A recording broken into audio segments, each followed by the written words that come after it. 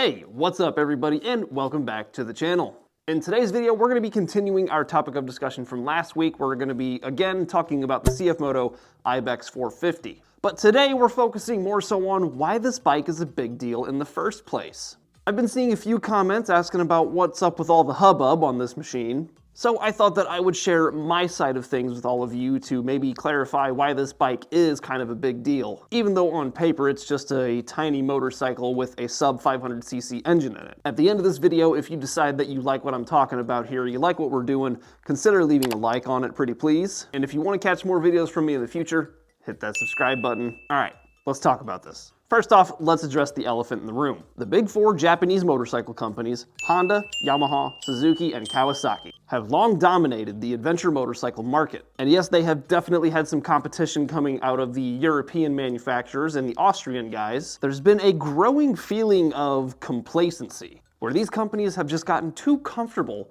with their sales figures and decided that pumping out the same models year after year with features that riders are asking for and they're not delivering on is something they're comfortable with. Meanwhile, riders have been yearning and begging and telling these guys what they really want to see, and they're just not delivering on that. So finally, this new kid on the block, CFMOTO, comes out with something innovative, the Ibex 450. And while we're on the subject of CFMOTO being the new kid on the block, which many of you have some mixed feelings about, not really knowing the brand, seeing that they're coming from China, I encourage you to go watch a video made by a channel called Different Spokes TV. That guy did an excellent job of talking about why we should, as a society, be more accepting of these products coming from these places that we're not familiar with, and we should remove the stigma that China equals bad. CFMOTO is taking a different approach, and in my head,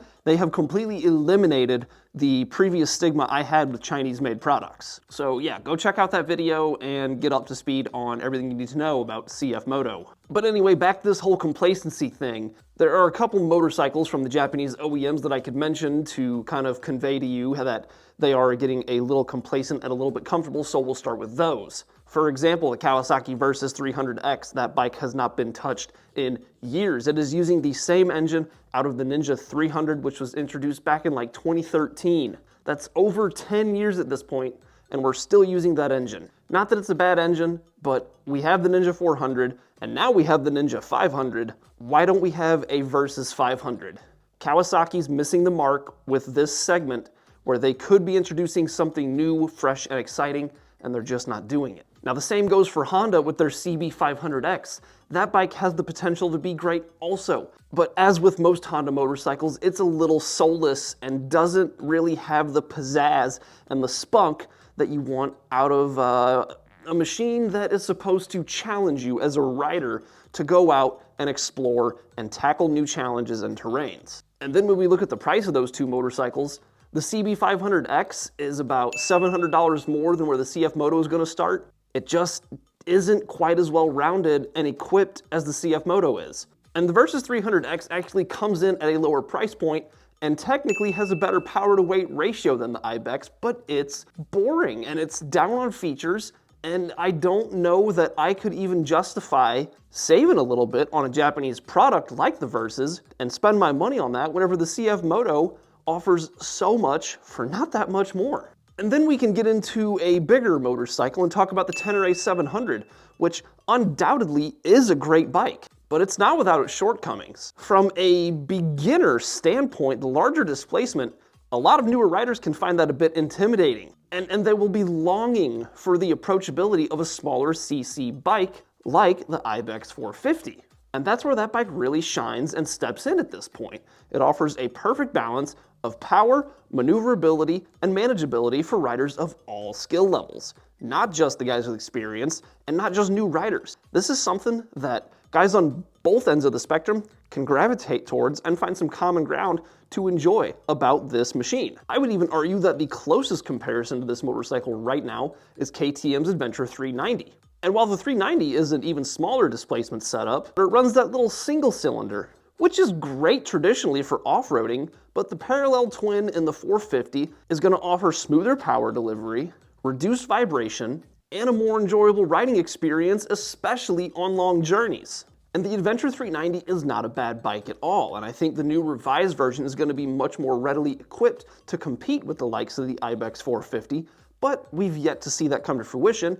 You can see a lot of the spy shots of that motorcycle kind of riding around, and we kind of have an idea of what it is, but nothing is set in stone, no dates have been set, no promises have been made, so we're gonna act like that bike for now doesn't really even exist. But I think what really sets the Ibex 450 apart from the rest of the bikes offered through other manufacturers today are just the very smart factory features that CFMOTO is providing that consumers are actually asking for. Give me a twin engine, but make it a cross-plane crank so it sounds good and it feels fun to ride. Give me fully adjustable suspension from a quality company like KYB. Give me a variable windscreen that's easy to move up and down. It doesn't need to be power, it just needs to be functional. And that's exactly what the Ibex has on it. Give me toggleable ABS, where I can just push a button and have it on or off. Again, that's another detail that CFMOTO is bringing on the Ibex that consumers want, and it makes sense. It's almost like CFMOTO designed a motorcycle to enhance the rider experience. Rather than focusing on doing the bare minimum to get a product out to market that somewhat satisfies all the boxes, but always leaves the customer desiring more. And I'm not knocking on the Japanese brands. They build quality products. I like most of their bikes.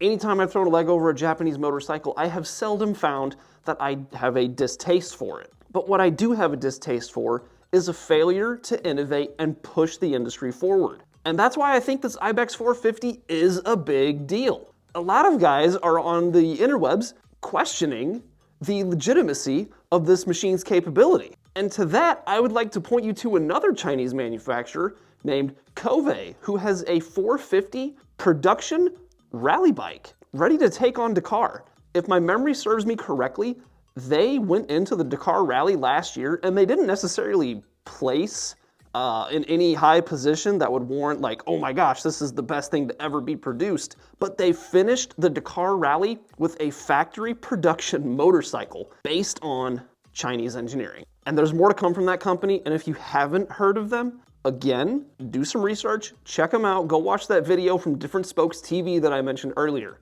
That guy really had a lot of good things to say, and I'm glad he made his video. Because in my opinion, it's more than just a motorcycle. This is a wake-up call to the industry. It's proof that innovation and customer-centric design come from unexpected places and can oftentimes move things forward in the right direction again. So whether you're a seasoned adventurer or a complete newbie to the world of two wheels, the Ibex 450 can be a strong candidate for those of you looking for a bike that really can do it all. That's gonna go ahead and wrap up today's video. But tell me, what do you guys think of the Ibex 450? Why will this bike not make a splash in the adventure motorcycle scene? I wanna see all of your thoughts in the comments below. Please share them with me. Next week, maybe we'll talk about the CLC 450 and start getting back into some cruiser talk with that motorcycle. Let me know what you guys want to see in the future. Thank you so much for watching. If you found this video helpful, please don't forget to leave a like on it. And if you want to see more content like this in the future, please hit that subscribe button. And if you know someone who might benefit from this information, consider hitting that share button and sending them the link. I don't have anything else to add. I want to say thank you so much for watching. I hope you have a wonderful day, and please ride safe.